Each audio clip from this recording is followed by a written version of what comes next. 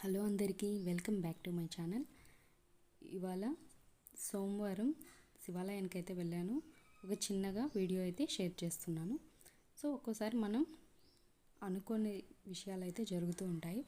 అలా జరిగినప్పుడు మనం ఎలా రియాక్ట్ అవ్వలేము. సో ఎందుకంటే మనం ఇలా జరుగుతుంది అని అనుకోం కాబట్టి అలా జరిగినప్పుడు మనం దాని గురించి బాధపడుతూ భయపడుతూ ఏం చేయాలి అని తెగ టెన్షన్ పడుతుంటాం.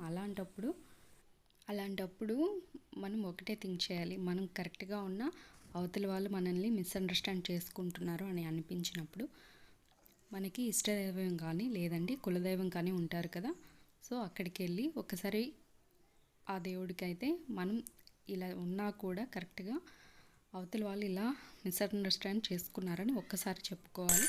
చెప్పుకుని అంతటితోటి ఆ ప్రాబ్లమ్ని అయితే మైండ్ నుంచి డిలీట్ చేసేయాలి. అప్పుడే మనం ప్రశాంతంగా ఉండగలం.